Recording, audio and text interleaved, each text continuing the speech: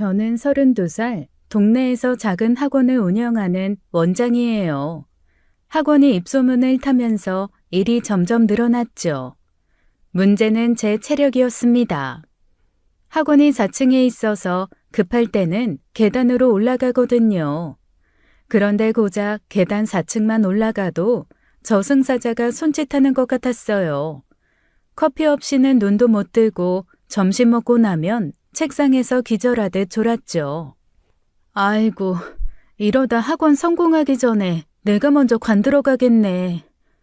그래서 집 근처 헬스장에 3개월 등록을 했습니다. 직원이 운동복이랑 락카키를 건네주더라고요.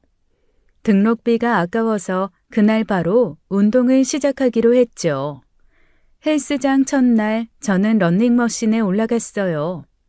가볍게 걷기부터 시작하려는 겸손한 마음이었습니다. 천천히 가자. 토끼랑 경주하는 거북이처럼. 그런데 속도를 올리려다 버튼을 잘못 눌렀어요. 러닝머신이 갑자기 미친 듯이 돌아가기 시작했습니다. 다리가 따라가지 못했죠. 손잡이를 붙잡으려 했는데 이미 늦었어요. 그 순간 몸이 붕 뜨더니 그대로 뒤로 발사됐습니다. 나사에서 스카우트 제의가 올 줄 알았어요. 인간 탄도미사일이 따로 없었죠. 그런데 하필 바로 그 뒤에서 트레이너가 스트레칭을 하고 있었습니다. 날아오는 저를 본 트레이너가 본능적으로 팔을 뻗었어요. 그리고 저는 그 품에 착지했죠. 문제는 자세였습니다. 영화에서나 볼 법한 공중 앉기 자세였어요. 신데렐라는 유리구두를 떨어뜨려서 왕자를 만났고 저는 러닝머신에서 떨어져서 트레이너를 만났습니다. 격이 다르죠. 트레이너와 눈이 마주쳤어요. 저도 굳었고 트레이너도 굳었습니다. 서로 눈만 껌뻑거리고 있는데 그 순간 주변 회원들이 박수를 치기 시작했죠. 휘파람까지 불어주시더라고요. 죄송합니다. 정말 죄송해요. 저는 급히 몸을 빼고 허겁지겁 헬스장을 빠져나왔습니다. 등록비 30만 원 내고 30분 만에 평생 흑역사 하나 건졌어요. 분당 1만 원짜리 창피를 산 거죠. 집에 돌아와서도 그 장면이 계속 떠올랐습니다. 이불을 뻥뻥 차며 발버둥을 쳤어요. 베개에 얼굴을 파묻고 소리를 질렀죠. 왜 하필 공주 안기야. 디즈니 공주도 아니고. 디즈니 공주들은 안기면 사랑이 시작되던데 저는 안기자마자 사회적 사망이 시작됐어요. 눈만 감으면 그 장면이 슬로우 모션처럼 재생됐습니다. 너무 창피해서 일주일 동안 헬스장 근처에도 가지 못했어요. 그 골목 자체를 피해 다녔죠. 그런데 문제가 있었습니다. 3개월치 등록비 30만 원이요. 일주일 동안 숨어 지내면서 계산을 해봤어요. 하루에 약 3,300원씩 증발하고 있더라고요. 창피함과 등록비 사이에서 치열한 내전이 벌어졌죠. 결국 돈이 이겼습니다. 자존심으로는 밥을 못 사 먹으니까요. 심호흡을 하고 헬스장 문을 열었어요. 그런데 들어가자마자 그 트레이너와 눈이 딱 마주쳤습니다. 하필 입구 바로 앞에 서 있었죠. 피하려고 고개를 돌렸는데 트레이너가 먼저 다가왔어요. 오셨네요. 오늘은 제가 기구 사용법 알려드릴게요. 저는 속으로 비명을 질렀습니다. 아니, 그냥 모른 척을 해, 이 자식아. 하지만 트레이너는 이미 제 옆에 서서 기구를 가리키고 있었습니다. 그날 이후로 트레이너는 무료 PT를 해주듯이 제 운동을 도와줬어요. 자세 교정부터 호흡법까지 하나하나 알려줬습니다. 어느 날 제가 물었죠. 저기, 원래 회원들에게 이렇게까지 해주시는 거예요? 네. 이제 그건 아닌데 회원님이 또 저번처럼 날아가시면 안 되니까요. 저는 그 말에 빵 터졌습니다. 웃음이 나오니까 그동안 쌓였던 어색함이 한순간에 녹아버렸어요. 트레이너도 웃으면서 농담을 이어갔죠. 다음에 날아가시면 제가 못 받을 수도 있어요. 허리가 아직 회복 중이거든요. 아, 죄송해요. 제가 그때 많이 무거웠죠. 아니요. 가벼우셨어요. 근데 속도가 문제였습니다. 총알처럼 오셨거든요. 그렇게 3개월간 운동하면서 트레이너와 자연스럽게 친해졌어요. 웃고 떠들다 보니 운동이 기다려지더라고요. 헬스장 등록 마지막 날 트레이너가 제게 말했습니다. 그동안 고생하셨어요. 제가 밥 한 끼 살게요. 아니에요. 제가 살게요. 3개월 동안 무료 PT 받았는데 밥은 제가 사야죠. 그럼 가위바위보에서 진 사람이 사는 걸로 하죠. 결국 제가 졌습니다. 러닝머신에서 날아간 것도 모자라 가위바위보까지 지다니요. 그래도 기분 좋게 밥을 샀어요. 밥 먹으면서 얘기해보니 의외로 대화가 잘 통했습니다. 유머 감각도 괜찮고 배려심도 있는 사람이었습니다. 연락처를 주고받았고 자연스럽게 썸을 타기 시작했어요. 러닝머신에서 날아간 여자와 그걸 받아준 남자. 시작은 처참했지만 어느새 연인 사이로 발전했어요. 2년 가까이 연애하면서 이 사람이면 결혼해도 괜찮겠다 싶었습니다. 남자친구도 적극적으로 결혼 이야기를 꺼냈죠. 양가에 인사드린 뒤 본격적으로 결혼 준비에 들어가기로 했어요. 그런데 문제는 여기서부터 시작이었습니다. 결혼을 결심하고 양가 인사를 드리기로 했어요. 먼저 친정의 남자친구를 데려갔어요. 부모님이 너무 좋아하셨죠. 친정엄마는 잔치상처럼 음식을 차려 환대해 주셨습니다. 아빠도 남자친구 손을 덥석 잡으시며 웃으셨어요. 분위기가 좋으니 저도 마음이 놓였죠. 일주일 뒤 남자친구 부모님께 인사드리러 갔습니다. 가기 전에 남자친구가 미리 말하더라고요. 우리 집이 좀 좁아. 낡았고. 그래서 말인데 마음의 준비 좀 하고 가. 저는 별거 아니라고 생각했어요. 집이 좁으면 어떻습니까? 사람이 중요하죠. 그런데 막상 도착해보니 예상보다 많이 낡은 빌라였습니다. 외벽 페인트가 벗겨져 있었고 계단에는 금이 가 있었어요. 현관문을 열고 들어가니 좁은 거실에 오래된 가구들이 빼곡했죠. 발 디딜 틈이 없을 정도였습니다. 남자친구 엄마가 저를 반기며 말씀하셨어요. 어머, 어서 와. 집이 좁아서 미안해서 어쩌니? 앉을 데가 마땅치 않네. 우리가 여기 잠깐 있으려고 급하게 구한 집이라 이해 좀 부탁해요. 저는 괜찮다고 인사를 드렸습니다. 그런데 그 뒤에 이어진 말이 문제였죠. 우리가 원래 이런 집에 사는 사람들이 아니거든. 지금 상황이 좀 그래서 그렇지 원래는 아니야. 저는 그 말에 살짝 당황했어요. 근데 이건 시작에 불과했습니다. 제가 소파에 앉자마자 남자친구 엄마의 과거 자랑이 시작됐죠. 우리가 예전에 강남에 큰 아파트 살았어. 거실이 지금 이 집 전체보다 넓었다니까. 손님 10명이 와도 널찍했어. 외제차도 2대나 있었고. 남편이 벤츠 타고 나는 BMW 탔어. 주차장에 세워두면 사람들이 다 쳐다봤다니까. 백화점 가면 눈 깜짝 안 하고 명품 샀어. 점원들이 나만 보면 달려왔거든. VIP 라운지에서 커피 마시면서 쇼핑했다고. 저는 고개를 끄덕이며 들었습니다. 근데 이야기가 끝나질 않더라고요. 1시간이 지나도 계속 과거 이야기였어요. 지금은 잠시 숨고르기 하는 중이야. 남편이 새 사업 구상 중이거든. 아이템도 거의 다 잡혔어. 곧 다시 일어설 거야. 그때 되면 이 집 바로 뺄 거야. 그 말씀을 하시는 동안 남자친구 아빠는 한마디도 안 하셨어요. 거실에서 TV만 보고 계셨죠. 새 사업 구상 중이신 분의 자세는 아니었습니다. 리모컨 구상 중이신 것 같았어요. 남자친구 엄마는 틈만 나면 원래 우리 집은을 반복하셨습니다. 마법 주문인 줄 알았어요. 원래 우리 집은을 10번 외치면 강남 아파트가 소환되는 건가 싶었죠. 저는 웃으며 듣고는 있었지만 속으로는 불편한 기분이 슬슬 올라왔습니다.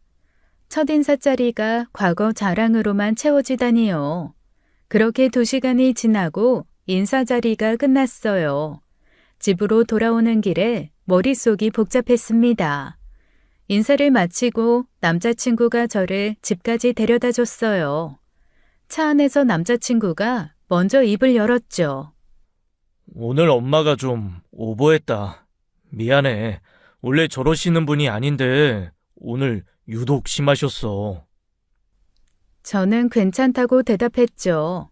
사실 괜찮지는 않았지만 첫인사 자리에서 티내고 싶진 않았어요.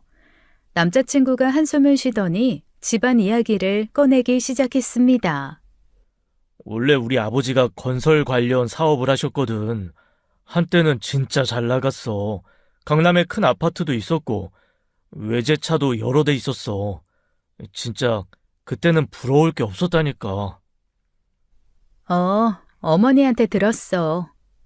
근데 20년 전에 사업이 크게 망했어. 하루아침에 전부 다 잃었어. 집도 차도 전부. 아버지 보증 섰던 사람이 먹튀를 해버려서 그렇게 된 거야. 그래서 지금 저 빌라로 이사 온 거야. 저는 고개를 끄덕이며 들었습니다. 20년 전이면 제가 초등학생 때였어요. 그때 잃어버린 영광을 아직도 붙잡고 계신 거였죠. 아버지는 그 충격으로 완전히 무너지셨어. 의욕을 잃으셨고 지금은 그냥 하루 종일 집에서 TV만 보셔. 뭘 해보려고 해도 안 되시더라고. 몇 번 다시 일어서려고 하셨는데 번번이 실패하시고 엄마는 과거를 못 잊으셔서 아직도 그 얘기만 하시고 나도 어릴 때 기억이 있으니까 지금 상황이 너무 초라하게 느껴져. 그때는 진짜 뭐든지 할 수 있을 것 같았거든. 저는 속으로 생각했어요. 20년이면 강산이 2번 바뀌는 시간입니다. 조선시대였으면 임금이 바뀌었을 시간이에요. 그 오랜 세월 동안 과거만 붙잡고 계셨다니 집착도 이 정도면 장인 정신이었죠. 힘들었겠다. 근데 과거가 어땠든 지금 열심히 살면 되는 거 아니야? 지금부터 다시 시작하면 되지. 고마워. 근데 있잖아. 진짜 옛날에는 우리도 진짜 대단했거든. 동네에서 우리 집 모르는 사람이 없었어. 명절 때 인사 오는 사람들이 줄이 끝이 없었다니까. 저는 그 말에 속으로 한숨이 나왔습니다. 위로를 했더니 또 옛날 이야기가 나오더라고요. 과거 자랑이 가업인가 싶었어요. 대를 이어 물려받으신 것 같았죠. 그때는 진짜 뭐든 다 할 수 있었어. 아버지가 동네 큰 손이셨거든. 은행에서도 먼저 찾아왔다니까. 지금 생각하면 꿈 같아. 알겠어. 근데 지금 중요한 건 앞으로잖아. 우리 둘이 열심히 하면 되지. 그래, 맞아. 고마워, 수진아. 너 만나서 진짜 다행이야. 남자친구가 고맙다고 했지만 대화 내내 과거 이야기가 빠지질 않았어요. 문장마다 옛날에는이 붙었습니다. 마침표 대신 과거형 어미를 쓰시는 것 같았죠. 저는 그 말들이 신경 쓰였지만 힘든 상황이니 이해하려고 노력했어요. 사랑하는 사람이니까요. 그런데 마음 한구석이 묘하게 무거웠습니다. 양가 부모님 인사가 끝나고 정식으로 상견례 자리를 잡았어요. 장소는 시내에 있는 괜찮은 한식당으로 정했어요. 양가 부모님이 처음으로 한자리에 모이는 날이었죠. 저는 긴장이 됐지만 잘 되길 바라는 마음으로 자리에 앉았습니다. 처음에는 분위기가 화기애애했어요. 서로 인사를 나누고 덕담을 주고받았죠. 아이고, 처음 뵙겠습니다. 우리 딸이 많이 부족한데 잘 부탁드려요. 아이고, 아니에요. 저희 아들이 더 부족하죠. 아이들이 서로 좋다니 저희야 감사하죠. 잘 부탁드립니다. 두 사람이 잘 맞는 것 같아서 보기 좋습니다. 앞으로 잘 지내봅시다. 그러게요. 좋은 인연이에요. 잘 부탁드립니다. 음식이 나오고 식사가 시작됐습니다. 분위기가 나쁘지 않았어요. 그런데 문제는 식사 중간에 터졌죠. 결혼 준비 이야기가 나오면서 자연스럽게 비용 문제가 화제에 올랐습니다. 요즘 집값이 워낙 비싸잖아요. 전세도 만만치 않고 아이들이 시작부터 대출에 허덕이면 안 되니까 저희가 신혼집 전세자금 절반은 보태줄 생각이에요. 애들이 고생하는 꼴을 못 보겠어서요. 친정엄마의 말씀이 끝나자마자 남자친구 엄마의 표정이 굳었습니다. 미묘하게 입꼬리가 내려가는 게 보였어요. 헛기침을 한 번 하시더니 입을 여셨죠.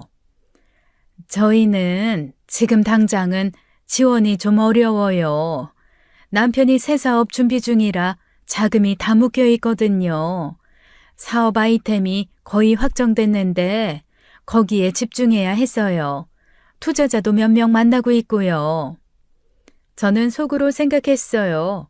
20년째 준비 중이신 그 사업 말씀이시구나. 세상에서 제일 긴 준비 기간이었죠. 만리장성도 이보다는 빨리 지었을 겁니다. 근데 사업 준비가 끝나면 저희도 자식들한테 서울에 집 하나씩 사줄 거예요. 전세가 아니라 매매로요. 그때 되면 저희도 여유가 생길 거거든요. 원래 저희가 그 정도는 해줄 수 있는 집안이에요. 사실 전세해주는 건 뭐 은행에 돈 넣어두는 격이니 별거 아니잖아요. 아, 네, 그러시군요. 지금은 잠시 숨 고르기 하는 중이지 원래 저희 집안이 이렇게 어려운 집은 아니거든요. 곧 다시 일어설 거예요. 그런데 그 말투가 묘했습니다. 마치 저희 엄마의 전세자금 절반 지원이 껌값이라는 뉘앙스였어요. 아직 시작도 안 한 사업으로 서울집을 사주겠다니 로또 당첨 계획을 발표하시는 것 같았죠. 1등 되면 빌딩 사줄게. 그런 약속이랑 뭐가 다른지 모르겠었습니다. 친정 부모님 표정이 살짝 굳는 게 느껴졌어요. 하지만 분위기를 깨지 않으려고 아무 말씀 없이 넘어가셨죠. 저도 그 말투에 묘한 불쾌함을 느꼈지만 자리가 자리인 만큼 애써 웃으며 넘겼습니다. 상견례에서 싸울 수는 없으니까요. 그렇게 상견례는 겉으로는 무난하게 끝났어요. 하지만 제 마음속에는 찜찜한 기분이 남았습니다. 없는 돈으로 허세 부리는 게 이렇게 불편할 줄 몰랐죠. 상견례가 끝나고 그날 밤 남자친구에게서 전화가 왔습니다. 오늘 어땠어? 괜찮았어? 분위기가 좀 어색했던 것 같아서. 저는 잠시 고민했어요. 솔직하게 말할까, 그냥 넘어갈까. 결국 솔직하게 말하기로 했습니다. 속에 담아두면 체할 것 같았거든요. 솔직히 말할게. 오늘 좀 불쾌했어. 뭐가? 무슨 일 있었어? 내가 뭐 잘못했어? 우리 엄마가 전세자금 절반 지원해 주신다고 했잖아. 그거 쉬운 결정 아니었거든? 엄마 아빠가 얼마나 고민하셨는데 노후자금 털어서 해주시는 거야. 아, 알아. 정말 감사하지. 그건 나도 진심으로 감사하게 생각해. 근데 어머니가 그걸 마치 별거 아니라는 듯이 말씀하셨잖아. 나중에 서울에 집 사준다고. 지금 당장 해주시는 것도 아니면서 왜 그런 말을 하시는지 모르겠어. 우리 엄마 앞에서 그러시면 어떡해. 전화기 너머로 한숨 소리가 들렸습니다. 그게, 미안해. 진짜 미안해. 엄마가 오늘 좀 심하셨어. 우리 부모님 표정 봤어? 얼마나 안 좋으셨는지. 그게 눈에 다 보이니까 나도 더 속상했어. 알아. 내가 다 잘못했어. 엄마한테 미리 말씀드렸어야 했는데, 그런 말씀 하시지 말라고. 남자친구가 다시 한숨을 쉬었어요. 엄마가 원래 그런 분이 아니야. 요즘 많이 예민해지셨어. 옛날에 잘 살던 기억이 있으니까 자식 결혼시키는데 아무것도 못 해주는 게 너무 속상하신 거야. 그래서 괜히 자존심 세우느라 그런 말이 나온 것 같아. 그래도 그렇지. 수아야, 진짜 미안해. 엄마 입장도 이해해줘. 예전에는 진짜 뭐든지 해줄 수 있는 분이셨거든. 친척들 경조사비도 제일 많이 내시고 동네에서 인심 좋기로 소문났었어. 지금 상황이 엄마한테는 너무 힘이 든 거야. 저는 속으로 생각했습니다. 20년 전 과거로 자존심을 세우시다니 화석으로 겁만 들어 싸우시는 격이었죠. 자존심도 유통기한이 있을 텐데 20년 묵은 자존심은 이미 상한 거 아닌가 싶었어요. 알겠어. 일단 알겠어. 앞으로는 내가 엄마한테 잘 말씀드릴게. 다시는 이런 일 없게 할게. 내가 중간에서 잘 조율할 테니까 믿어줘.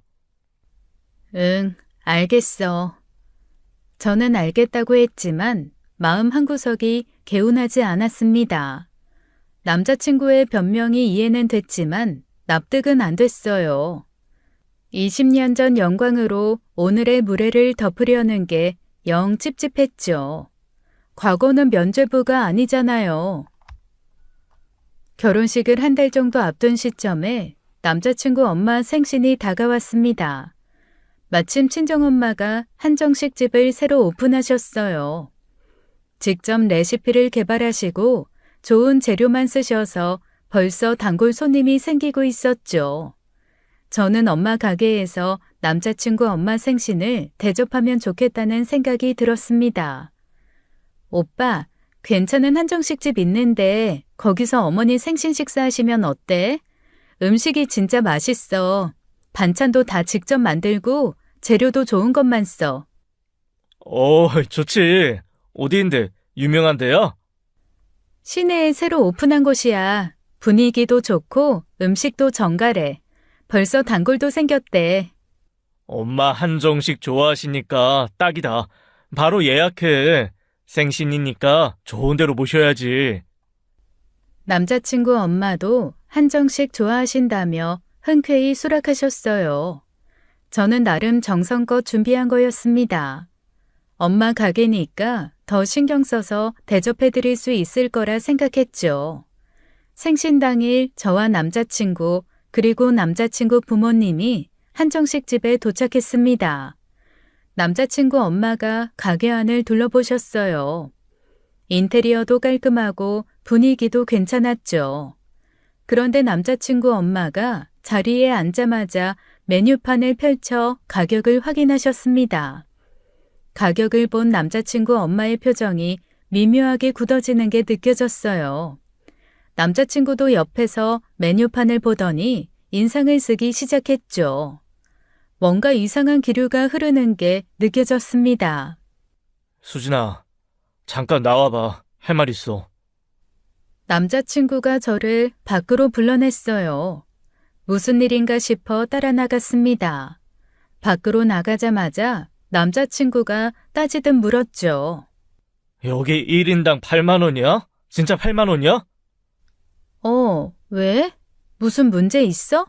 맛있고 분위기도 좋잖아. 솔직히 말해봐. 우리 집안 무시하는 거 아니야? 이게 최선이야? 저는 귀를 의심했습니다. 8만 원짜리 한정식이 무시라니요. 뇌에서 번역 오류가 난 줄 알았어요. 뭐? 무슨 소리야? 8만 원이면 충분히 괜찮은 곳이잖아. 괜찮은 곳? 고작 1인당 8만 원이면 엄마 생신인데 너무 성의 없는 거 아니야? 호텔급으로 모셔야 하는 거 아니야? 우리 엄마가 이런 데서 생신 보낼 뿐이 아니거든. 예전에는 생신 때마다 호텔 뷔페 가셨어. 호텔급? 여기도 충분히 좋은 데야. 음식도 맛있고. 아니, 넌 우리 엄마 생신을 이 정도로 생각하는 거야? 솔직히 실망이다. 며느리 될 사람이 이 정도 성의밖에 없어? 저는 할 말을 잃었습니다. 1인당 8만 원이 푼돈이라니 금수저 코스프레를 하시는 건가 싶었어요. 통장 잔고는 거지인데 자존심은 재벌이었죠. 저는 당황해서 다시 물었습니다. 실망이라고? 1인당 8만 원이면 충분히 좋은 곳이지. 대체 이게 어떻게 실망이야?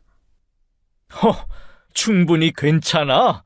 예전에 우리 집은 이런 데서 밥 안 먹었어. 최소 1인당 20만 원은 넘는 데 갔다고. 호텔 한식당급으로. 나 지금 너무 황당해서 말이 안 나온다. 남자친구가 콧방귀를 뀌었어요. 저는 기가 막혔습니다. 예전에 안 먹었으면 지금은 먹으면 되는 거 아닌가요? 과거 식사 이력이 현재 입맛을 결정하나 봐요. 여기 음식도 좋고 분위기도 괜찮은 곳이야. 나야말로 지금 황당해서 말이 안 나오거든? 됐어. 결국 네가 우리 집을 무시하니까 이런 곳에서 엄마 생일을 하는 거잖아. 인정해. 우리 집 만만하게 본 거잖아. 저는 어이가 없어서 말문이 막혔습니다. 성의껏 준비한 게 무시가 되다니요. 그때 식당 문이 열리더니 남자친구 엄마가 밖으로 나오셨어요. 표정이 싸늘하게 굳어 있었습니다. 무슨 일이야? 왜 이렇게 오래 걸려? 밖에서 뭐해? 엄마, 여기 1인당 8만 원이야. 나도 좀 황당해서 그냥 이야기 좀 하는 거야. 나도 봤다. 내가 그냥 참고 넘어가려고 했는데 마침 태우가 이야기했다니 나도 한 소리 하마. 너 며느리 될 사람이 시어머니 생신에 고작 이 정도니? 이게 최선이야? 나를 뭘로 보는 거야? 어디 서민들이 다니는 식당에서 내 생일을 하려고 했니? 네? 서민이요? 됐어. 우리가 지금 어렵다고 만만하게 보는 거지. 우리 집 잘 나갈 때는 이런 식당 거들떠도 안 봤어. 눈에 들어오지도 않았다고. 저는 속으로 생각했어요. 거들떠도 안 보셨다면서 가격표는 어쩜 그리 꼼꼼히 보셨을까요? 숫자 읽는 눈은 아직 살아계셨나 봅니다. 며느리 될 사람이 예비 시어머니를 이렇게 무시하니 내가 정말 자존심 상하고 서럽다. 어디서 이런 대접을 받아본 적이 없는데 기가 막혀서 말이 안 나온다. 그때 남자친구 아빠도 밖으로 나오셨어요. 한숨을 푹 쉬시더니 말씀하셨죠. 그만해라. 내가 못나서 이런 취급당하는 거야. 다 내 탓이다. 내가 돈을 벌었어야지. 정말 모욕적이구나. 더는 못 참겠더라고요. 뚜껑이 열려버렸어요. 아니, 제가 나름 신경 써서 생신 챙겨드린 건데 감사는 못하실 망정 왜 이러세요? 그놈의 옛날 부자 타령 좀 그만하세요. 20년 전에 잘 살았던 게 뭐가 그렇게 대단하다고 아직까지 자격지심이에요. 뭐? 뭐라고? 지금 나한테 자격지심이라고 했어? 이게 지금 어디서? 야, 이수진. 지금 우리 무시하는 거야? 감히 우리 엄마한테... 무시? 사실을 말한 거야. 없으면 없는 대로 살면 되잖아. 왜 자꾸 옛날에? 그것도 20년 전. 나 참, 제발 꿈 좀 깨고 현실을 봐. 세상에서 제일 역한 게 자격지심이야. 세상에, 뭐? 너 지금 말 다 했니? 내가 이런 집안하고 어떻게 사돈을 맺어? 됐다, 안 해. 결혼 없던 일로 해. 식당 안에 있던 손님들이 소란의 이쪽을 쳐다보기 시작했습니다. 소란이 점점 커지자 가게 안에서 친정엄마가 밖으로 나오셨어요. 수진아, 무슨 일이야? 왜 이렇게 시끄러워? 남자친구와 남자친구 엄마는 친정엄마가 갑자기 나타나자 당황했어요. 눈이 휘둥그레지더라고요. 어머, 사돈어른이 왜 여기 계세요? 여기서 뭐 하세요? 저희 오늘 여기서 식사하러 왔는데. 네? 제가 왜 여기 있냐고요? 엄마, 여기 엄마 가게잖아. 내가 일부러 여기서 태우 어머님 생신 모시려고 한 거야.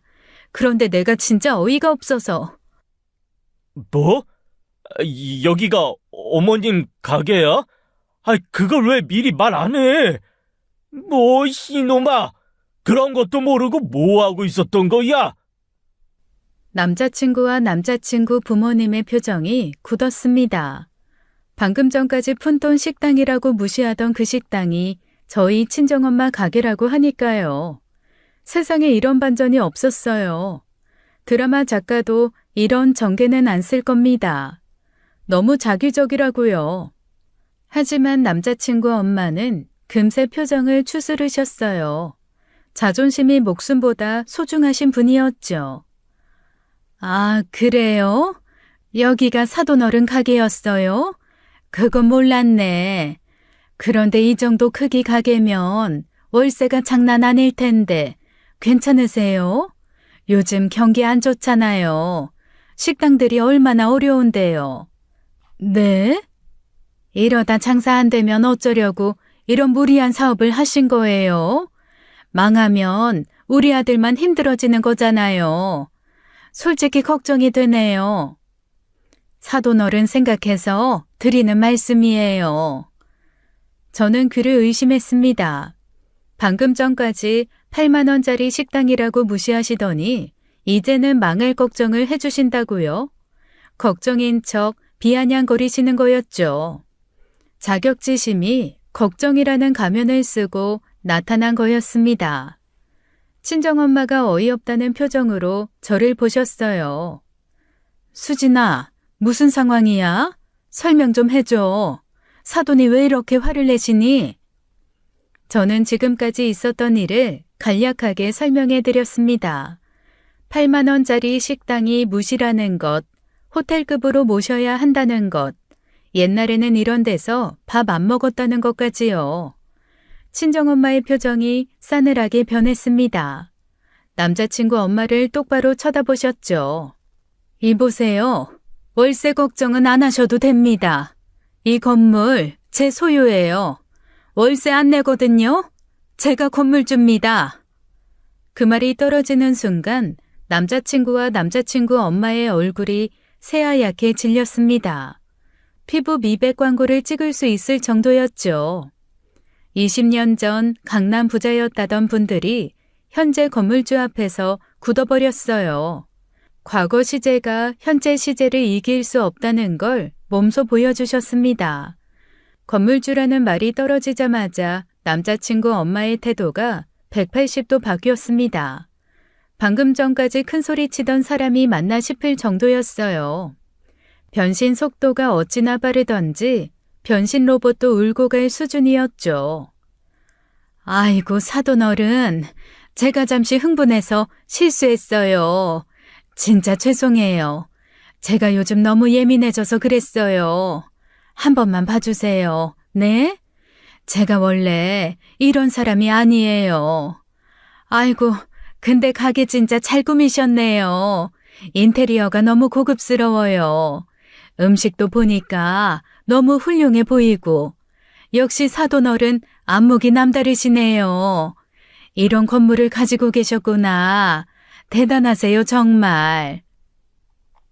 저는 그 모습을 보며 역겨움이 치밀어 올랐습니다. 5분 전까지 거들떠도 안 본다던 식당이 갑자기 고급스러워졌대요. 눈에 건물주 필터가 씌워지니까 세상이 달라 보이시나 봐요. 저희가 정말 실수했네요. 제 아내가 철이 없었어요.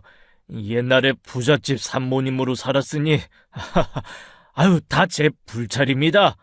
저희가 앞으로 잘할게요. 며느리 진짜 예쁘게 볼게요. 수진이 같은 며느리가 어디 있어요? 저희가 복 받은 거죠. 남자친구 아빠가 손까지 비비며 사과를 하셨습니다. 그러자 남자친구 엄마도 고개를 숙여 사과를 하더군요. 자존심이 목숨보다 소중하시던 분이 건물주 앞에서는 자존심을 접으시더라고요. 접는 것도 요즘은 기술인데 세계 신기록이었죠. 저는 더 이상 참을 수가 없었습니다. 됐어요. 돈 때문에 태도 바꾸는 꼴이 더 역겨워요. 아까까지 무시하시더니 건물주라니까 갑자기 이러시는 거잖아요. 저 이 결혼 못해요. 파혼이에요. 수진아, 그런 말 하는 거 아니야. 내가 잘못했다고 했잖니. 뭐 이걸로 파혼을 운운해. 식구가 될 사이인데. 그래, 결혼 준비하다 보면 한두 번씩 갈등이 생기기 마련이다. 고작 이런 걸로 파혼하자는 건 경솔한 행동이야. 아까는 파혼하자며요. 직접 그렇게 말하셨잖아요. 제가 먼저 말했어요? 왜 갑자기 태도를 바꾸세요? 수진아, 잠깐 진정해. 내가 잘못했어. 내가 옛날에 잘 살던 기억 때문에 순간 화를 참지 못했어. 제발 다시 생각해줘. 내가 무릎이라도 꿇을게. 남자친구가 화들짝 놀라며 제게 매달렸어요. 무릎까지 꿇으면서요. 저는 냉정하게 쳐다봤습니다. 옛날 이야기 이제 진짜 지긋지긋하다. 20년 전 이야기를 매일 우려먹으시는데 그 국물도 이제 다 떨어졌어요. 자격지심 한 그릇씩 파시는 것도 이젠 역겨워. 수진아, 제발 한 번만 기회를 줘. 내가 바뀔게. 진짜 바뀔게. 됐어. 그리고 아까 푼돈 식당이라고 하셨으니까 그 푼돈이라도 계산하고 가세요. 공짜로 드실 생각은 마시고요. 친정엄마가 손을 내저으셨어요. 됐다. 저 사람들 돈 받기도 싫어. 김구나, 저분들 내보내드려라. 아이고, 사돈. 이러지 마십시오. 저희가 잘못했습니다. 저 밥 먹겠습니다. 맛있게 먹겠습니다. 사돈, 죄송합니다. 저 8만 원짜리 밥 좋아합니다. 이러지 마시죠. 좀 나가세요. 수진아, 제발. 좀 꺼지라고. 직원들이 남자친구 가족을 정중하게 문 밖으로 안내했습니다. 20년 전 부자 가족이 현재 건물주 식당에서 쫓겨나는 순간이었죠. 과거의 영광으로는 현재의 밥값도 못 내신다는 걸 보여드렸습니다. 파혼 후 한 달 정도 지났어요. 처음에는 마음이 좀 허전했지만 시간이 약이더라고요. 저는 다시 일상으로 돌아가 학원 운영에 집중했어요. 연애는 망했어도 사업은 망하면 안 되니까요. 어느 날 새 학부모가 초등학생 아이를 데리고 학원에 상담을 왔습니다. 학부모는 굉장히 공손하게 굴었어요. 원장님, 저희 아이 좀 잘 부탁드려요. 공부를 좀 못해서 걱정이에요. 원장님이 잘 가르치신다고 소문 들었거든요. 주변에서 추천을 많이 받았어요. 네, 걱정 마세요. 아이들 눈높이에 맞춰서 잘 가르칠게요. 처음에는 다들 적응 기간이 필요하니까 천천히 해볼게요. 감사합니다. 아이가 좀 산만한 편인데 잘 봐주세요. 부탁드릴게요. 집에서도 제가 잘 타이를게요. 저는 별다른 의심 없이 아이를 등록시켰습니다. 그런데 그 아이가 첫날부터 수업 시간에 심하게 난동을 부리기 시작했어요. 다른 아이들을 때리고 교재를 찢고 소리를 지르며 수업을 방해했죠. 산만한 정도가 아니라 태풍 수준이었습니다. 저는 아이를 타이르고 학부모에게 연락해서 상황을 알렸습니다. 어머니, 아이가 오늘 수업 시간에 좀 많이 힘들었어요. 다른 친구를 때리기도 하고 교재도 찢고요. 집에서도 한번 말씀해 주시겠어요? 죄송해요. 제가 집에서 잘 타일러 볼게요.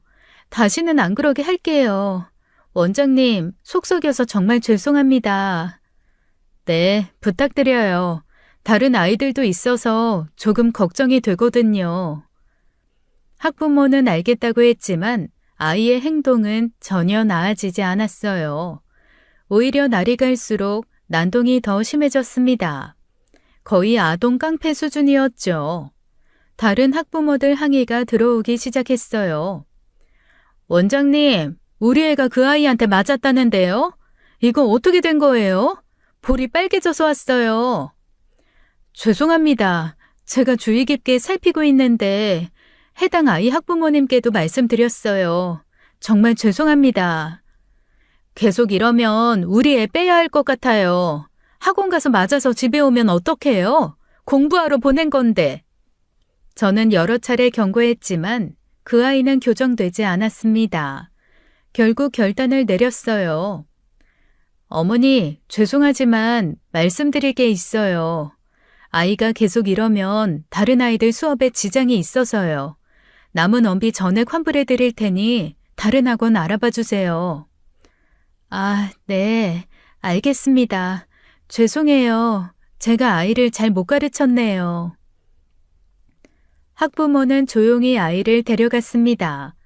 이상하게 순순히 받아들이시더라고요. 보통 학부모들은 퇴원 통보하면 난리가 나는데 너무 담담하셨어요. 묘하게 찜찜한 기분이 남았습니다. 폭풍 전의 고요 같은 느낌이었죠. 아이를 퇴원시킨 지 며칠 뒤였습니다. 평소처럼 학원 관련 검색을 하다가 이상한 글을 발견했어요. 지역 맘카페와 학원 포털 사이트에 제 학원을 비방하는 글이 대량으로 올라와 있었죠. 이 학원 원장이 아이를 학대합니다. 절대 보내지 마세요. 돈만 밝히는 학원입니다. 환불도 안 해줘요. 우리 아이가 원장한테 맞고 왔어요. 조심하세요. 저는 너무 황당해서 멍하니 화면을 바라봤습니다. 소설을 쓰셨나 싶었어요. 창작의 자유는 존중하지만 장르가 픽션이면 안 되잖아요. 팩트와 픽션을 섞으면 곤란합니다. 글 작성 시점을 확인해 보니 퇴원 조치 직후부터 올라오기 시작한 것이었죠. 타이밍이 너무 절묘했어요. 저는 바로 학원 보조 선생님을 불렀습니다. 선생님, 이것 좀 보세요. 우리 학원 악성 리뷰가 갑자기 엄청 올라왔어요. 네? 뭐라고요? 어디 보여주세요. 이게 뭐예요? 원장님이 아이를 학대한다고요? 미쳤나? 저도 지금 너무 황당해서요. 이거 다 거짓말인 거 아시잖아요. 당연하죠. 원장님이 얼마나 애들한테 잘하시는데. 이거 누가 쓴 거예요? 완전 소설이네. 글 작성 시점 보니까 며칠 전 퇴원시킨 그 아이 엄마 같아요. 퇴원시키자마자 바로 올라왔거든요. 아, 그 태풍 아이요? 매일 난동 피우던? 와, 진짜 복수인 거예요? 저는 학원비 입금 내역을 열어 그 학부모 이름을 찬찬히 살펴봤어요. 그 순간 예전 남자친구가 했던 말이 떠올랐습니다. 미정이 누나는 이번에 일을 빠질 수가 없어서 상견례 참석 못한다고 하더라. 아, 그래? 아쉽다. 나중에 따로 인사드려야겠네. 누나가 미안하다고 하더라. 다음에 꼭 보자고. 누나 성격이 좀 불같긴 한데 착해. 저는 남자친구 누나의 얼굴을 본 적이 없었어요. 상견례에 참석하지 않으셨으니까요. 입금자 이름을 다시 확인했습니다. 김미정. 남자친구가 말했던 누나 이름과 정확히 일치했어요. 소름이 돋았습니다. 퍼즐 조각이 맞춰지는 느낌이었죠. 그 학부모가 전 남자친구 누나라는 의심이 점점 확신으로 바뀌었어요. 저는 바로 증거 수집에 들어갔습니다. 학원 CCTV 영상을 확보하고 악성글을 전부 캡처했어요. 법적 대응을 준비하기 시작했죠. 복수극에는 복수극으로 답하는 게 예의니까요. 며칠 뒤 저는 머리도 식힐 겸 친정엄마 한정식 집에 점심을 먹으러 갔습니다. 엄마 얼굴도 볼 겸 맛있는 거 먹으며 스트레스 풀려고요. 스트레스에는 밥이 약이니까요. 엄마, 나왔어. 오늘 뭐 맛있는 거 있어? 어머, 우리 딸, 마침 잘 왔네. 오늘 갈비찜 끝내주게 했어. 앉아, 내가 차려줄게. 고마워, 엄마. 요즘 일이 복잡해서 맛있는 거 먹으러 왔어. 왜? 무슨 일이 있어? 얼굴이 안 좋아 보이네. 나중에 얘기할게. 일 다 처리하면. 엄마가 차려주신 갈비찜을 먹고 있는데 갑자기 홀에서 고함 소리가 들렸어요. 고개를 돌려보니 젊은 남자 손님이 큰 소리로 난동을 부리고 있었습니다. 야, 이게 뭐야? 음식에서 벌레가 나왔어, 벌레! 남자가 접시를 들고 소리를 질렀어요. 연극과 출신인가 싶을 정도로 발성이 좋으시더라고요. 성량 하나는 국립극단급이었습니다. 위생 상태가 왜 이따위야? 당장 신고할 거야. 아니다, 뉴스에 제보해서 이 가게 망하게 해줄게. 손님, 죄송합니다. 저희가 확인해 볼게요. 일단 진정하시고. 진정? 지금 벌레를 먹을 뻔했는데 진정하라고? 당신 미쳤어? 남자가 주변 손님들에게도 큰 소리로 떠들어댔습니다. 여러분, 보세요. 이 가게 음식에서 벌레가 나왔어요. 절대 드시면 안 돼요. 위생 불량 가게예요. 손님들이 눈살을 찌푸리며 수근거리기 시작했어요. 분위기가 순식간에 얼어붙었죠. 직원들이 당황해서 어쩔 줄 모르고 우왕좌왕했습니다. 친정엄마가 급히 주방에서 나오셨어요. 손님, 무슨 일이세요? 제가 사장인데요. 저희가 잘못한 거라면 사과드릴게요. 일단 상황을 설명해 주세요. 사장이요? 잘 됐네. 여기 보세요. 이 음식에서 벌레가 나왔어요. 어떻게 할 거예요? 책임질 거예요? 정말 죄송합니다. 저희가 확인을 해보고. 확인은 무슨... 내가 눈으로 똑똑히 봤어요. 사진도 찍었고. 이거 인터넷에 다 퍼뜨릴 거야. 저는 식사를 멈추고 그 상황을 지켜봤습니다. 뭔가 이상했어요. 저 남자의 행동이 너무 자기적이었죠.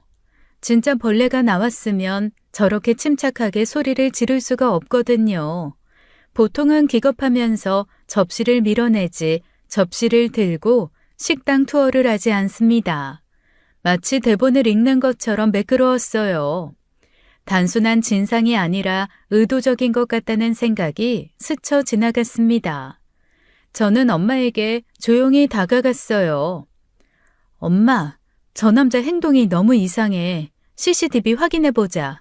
진짜 벌레가 나왔으면 접시를 들고 홀투어를 안 해. 뭔가 수상해. 그러고 보니 그러네. 가보자. 저와 친정엄마는 CCTV실로 갔습니다. CCTV 영상을 돌려봤어요. 남자가 음식을 받는 장면부터 확인했죠. 영상 속 남자가 음식을 받고 주변을 두리번거리더라고요. 눈동자가 사방을 스캔하는 게 선명하게 보였습니다. 주변에 아무도 안 볼 때 주머니에서 뭔가를 꺼내 음식 위에 올려놓았어요. 4K 화질로 또렷하게 찍혀 있었죠. 저거 봐. 주머니에서 뭔가 꺼내서 올려놓잖아. 세상에, 저게 뭐야? 일부러 넣은 거야? 벌레를 직접 가져와서 넣은 거야. 진상이 아니라 사기꾼 새끼였어. 아이고, 이런 미친놈이 다 있어? 그놈은 벌레를 품에 넣고 다닌 거였어요. 벌레랑 동거하시는 분이었습니다. 취미가 독특하시네요. 저와 친정엄마는 CCTV 영상을 저장하고 홀로 나갔어요. 아직도 난동 피우고 있는 남자를 붙잡았습니다. 저기요, 잠깐만요. 뭐야? 뭔데? 이거 보실래요? CCTV 영상인데요. 저는 핸드폰으로 남자에게 영상을 보여줬습니다. 본인이 주머니에서 벌레 꺼내서 음식에 올려놓는 장면이었죠. 남자의 얼굴이 새하얗게 질렸어요. 아까 미백 광고 찍을 것 같았던 전 남자친구 가족 생각이 났습니다. 이거 경찰에 신고할 거야. 업무 방해에 공갈 미수까지. 알아서 해. 잠깐만요. 제가 잘못했습니다. 한 번만 봐주세요. 남자가 갑자기 태도를 바꿔 무릎까지 꿇고 빌기 시작했어요. 아까 그 성냥은 다 어디 갔는지 목소리가 기어 들어가더라고요. 국립극단에서 동네 연극반으로 강등당하신 것 같았습니다. 잘못은 경찰한테 빌어요. 지금 신고할 거니까. 잠시만요. 그게, 태우가 시켰어요. 돈 줄 테니까 이 가게 가서 벌레 나왔다고 하라고. 저는 진짜 돈이 급해서 그런 건데 한 번만 봐주세요. 태우? 김태우? 네, 자기 전 여자친구 엄마 가게라고. 저 한 번만 봐주세요. 제발요. 저도 돈이 필요해서 그랬어요. 역시 그 집안 소행이었습니다. 아주 또라이 집안이었어요. 자기 누나를 동원하더니 이제 친구까지 매수해서 이딴 짓을 하고 있었습니다. 개놈의 새끼였죠. 저는 학원건과 한정식 집 건 모두 증거가 충분하다고 판단했습니다. 친정엄마와 상의한 뒤 제대로 응징하기로 했어요. 변호사를 선임하고 증거들을 넘겼죠. 변호사가 자료를 검토하더니 눈이 반짝거렸습니다. 이 정도 증거면 충분히 승소할 수 있어요. CCTV 영상에 악성 리뷰 캡처까지 완벽하네요. 이렇게 깔끔하게 정리된 증거는 처음 봐요. 정말요? 확실한 거죠? 네, 상대방이 빠져나갈 구멍이 없어요. IP 추적까지 하면 완전히 끝나요. 제가 이런 케이스 많이 해봤는데 이 정도면 상대가 합의 요청할 겁니다. 속 시원하게 좀 해주세요. 우리 딸이 얼마나 고생했는데 파혼당하고도 모자라서 사업장까지 테러를 당했어요. 걱정 마세요. 제대로 해드릴게요. 이 정도면 민사에 형사까지 갈 수 있어요. 경찰 사이버 수사팀 수사가 시작됐습니다. 악성 리뷰 IP를 추적한 결과 전 남자친구 누나가 맞았어요. 누나는 처음에 발뺌을 하려고 했죠. 저 아니에요. 제가 왜 그래요? 증거 있어요? IP 추적 결과 본인 집 와이파이에서 작성된 겁니다. 학원 CCTV에도 본인 얼굴이 대문짝하게 찍혀 있고요. 학원비도 본인 이름으로 입금하셨던데요. 그게... 증거가 너무 확실해서 결국 인정할 수밖에 없었습니다. 도망갈 구멍이 콘크리트로 막혀 있었거든요. 결국 전 남친 누나는 합의를 요청했어요. 합의금 3천만 원을 물어내게 됐죠. 전 남자친구와 그 친구도 업무방해와 공갈미수 혐의로 고소했습니다. 한정식 집 CCTV 영상과 친구의 자백이 결정적인 증거가 됐어요. 수진아, 제발 한 번만 봐줘. 내가 잘못했어. 순간 화가 나서 그랬어. 네가 우리 가족 무시한 것 같아서 참을 수가 없었어. 화가 나면 벌레 들고 다니면서 식당 테러를 하니? 이 미친놈아. 넌 제발 정신병원에 가서 상담 좀 받아라, 어? 그게 내가 미쳤었어. 제발 합의 좀 해줘. 내가 직접 찾아가서 너한테 무릎 꿇을게. 뭐든지 할게.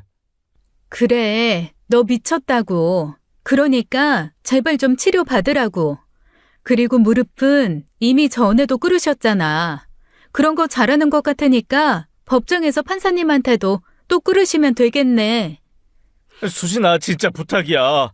이거 전과 생기면 나 인생 끝나. 제발. 그건 저한테 하실 말씀이 아니고 판사님한테 하세요. 전화 끊고 차단합니다. 다시는 엮이지 말자. 전 남자친구와 친구도 결국 합의금 3천만 원을 냈습니다. 사과문까지 수십 장 작성해서 제출했죠. 다시는 저와 제 가족에게 접근하지 않겠다는 내용이 포함됐어요. 접근 금지 서약까지 받아냈습니다. 얼마 후 소식이 들려왔어요. 한때 잘 나갔다던 전 남자친구 집안이 총 6천만 원의 합의금 때문에 더 쪼들리게 됐다고요. 20년 전 부자였던 집안이 20년 후 합의금 때문에 휘청거리게 됐습니다. 과거의 영광으로 현재를 살 수 없다는 걸 몸소 증명하셨죠. 저는 그 소식을 듣고 속이 다 시원해지는 기분을 느꼈어요. 사이다 10병을 들이킨 것 같았습니다. 그 일이 있고 1년이 지났습니다. 제 학원은 오히려 더 잘 되고 있어요. 악성 리뷰를 전부 삭제시키고 법적 대응까지 했다는 소문이 퍼지면서 오히려 신뢰도가 올라갔죠. 아이들을 제대로 지키는 원장이라는 평가를 받게 됐습니다. 전화위복이 따로 없었어요. 친정엄마의 한정식 집도 변함없이 손님들로 북적이며 번창 중입니다. 파오는 아팠죠. 2년이라는 시간이 허무하게 느껴지기도 했어요. 하지만 결혼 전에 그 집안의 본색을 알게 된 게 천만다행이었습니다. 만약 결혼했다면 평생 그 빌어먹을 자격지심에 시달리며 살았을 거예요. 명절마다 20년 전 강남 아파트 이야기를 들었을 거고 매 식사마다 옛날 외제차 자랑을 들었겠죠. 화석이 된 영광을 박물관처럼 전시하는 집안에서 살 뻔했습니다. 생각만 해도 아찔했어요. 이게 사람들이 말하는 조상님이 도와준 경우인 것 같습니다. 제 이야기는 로맨스로 시작해서 법정 드라마로 끝났네요. 하지만 후회는 없어요. 오히려 감사합니다. 결혼 전에 알아서요. 받은 은혜를 원수로 갚는 자는 결국 스스로 무덤을 판다고 했습니다. 저는 그 무덤 위에 꽃을 심었어요. 합의금이라는 이름의 꽃을요. 지금까지 사연 읽어주는 남녀였습니다. 끝까지 시청해주신 여러분 감사드리며 저희는 다음 사연으로 돌아올게요. 감사합니다.